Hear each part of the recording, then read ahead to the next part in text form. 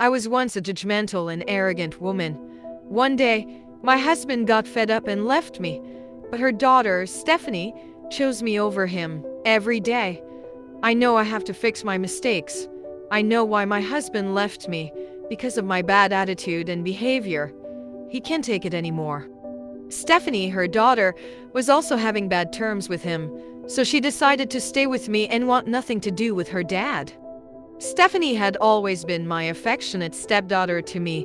Ever since after her dad left us, she looked up to me as a mother figure. However, lately, Stephanie's behavior had taken an unexpected turn. Stephanie has been trying to get closer to me. She seldom goes out with her friends lately. Stephanie was in her teenage years. I usually ask her to spend some time with her friends, but she refuses, saying her friends are toxic and judgmental. I totally understood that. One evening, I returned home to find a beautiful bouquet of flowers waiting for me on the kitchen counter. Confused, I called out to Stephanie. "Stephanie, did you get these flowers for me?" "Yes, Kelly. I thought they would brighten up your day." She replied with a shy smile. "Kelly, you're greeting me by my name?" I asked because I felt awkward when she called me by my name. "Yes, Mommy." "Why? But I would like to call you by your name. Is that okay?" she asked with a gentle voice. So, I allowed her to call me by my name. I still feel a little weird though, because I have seen her like my own daughter, not just a stepdaughter. Almost every time, Stephanie will ask me out for dinner, watching movies together. Stephanie has been buying me more gifts lately. Those gifts she got me are not normal gifts like a daughter's gift, but more like a lover's gifts.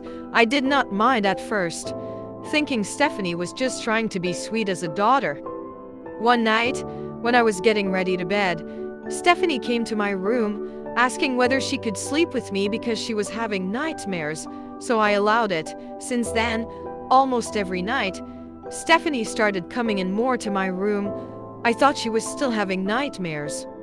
Sometimes when I woke up first, Stephanie was still sleeping, and I noticed how happy she was.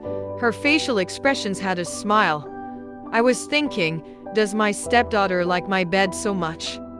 One evening, during Stephanie's birthday, I took her to a nice restaurant. We had dinner. Stephanie was very much enjoying. Then I asked her, "Sweetheart, what do you want for your birthday present?" Stephanie's cheek turned red and blushed, then choked a little. She looked at me with her eyes, filled with emotions, and said, "You, all I ever want is you." Then she leaned closer and tried to kiss me on my lips. I quickly turned my face away, and her lips kissed my cheek. I was shocked and confused. Stephanie realized my reaction. Her eyes, feeling disappointed, and looked down on her table. "No, Step. Not like this. Remember, I'm your mom, not your lover." I was about to yell at her, but I couldn't do it because I didn't want to hurt her feelings more. Stephanie did not say anything. She was getting nervous and worried. I was taken aback, although I appreciated the gesture. I couldn't help but feel uneasy. I knew I had to address the situation.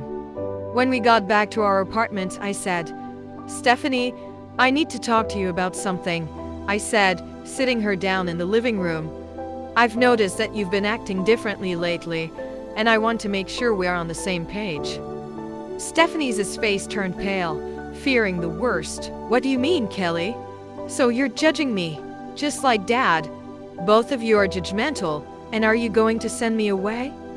My heart ached at the thought of Stephanie misunderstanding my intentions. "No, Stephanie, I would never do that. You mean the world to me, but the love I have for you is that of a mother." Tears welled up in Stephanie's eyes as she realized her feelings were not reciprocated. She ran to her room, leaving behind a note that simply said, "I'm sorry." Days turned into weeks, and I couldn't shake off the guilt. I missed Stephanie dearly and wished I had handled the situation differently, determined to make things right. I set out to find her. After tirelessly searching, I finally found Stephanie in a park, sitting alone on a bench. I approached her cautiously. Not wanting to startle her, "Stephanie, it's me, Kelly," I said gently. Stephanie looked up, her eyes filled with both sadness and hope. "I thought you hated me, Kelly. I'm so sorry for everything."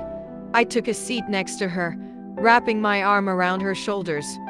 "I could never hate you, and I will never judge you, Stephanie. You're like a daughter to me. I love you, honey." Stephanie nodded, understanding my words. "I love you too, Mommy. And I'm sorry for what I did, but I just couldn't live without you." I smiled, relieved that we were finally on the same page. "We all make mistakes, Stephanie. The important thing is that we learn from them. And how could I hate you, sweetheart?" From that day forward, I and Stephanie's relationship grew stronger. We found solace in our shared love and support for one another. Although our bond was unconventional, it was built on a foundation of understanding and genuine affection. As the years went by, Stephanie grew into a confident young woman, always cherishing the love she received from me, and I continued to be a pillar of strength and guidance in her life. Together, we proved that love knows no boundaries, and family is more than just blood. Having Stephanie as my stepdaughter is the best thing ever happened to me. Most importantly, I never judge her. I see her like my own daughter, not just a stepdaughter figure. I will love and support her like a mother would.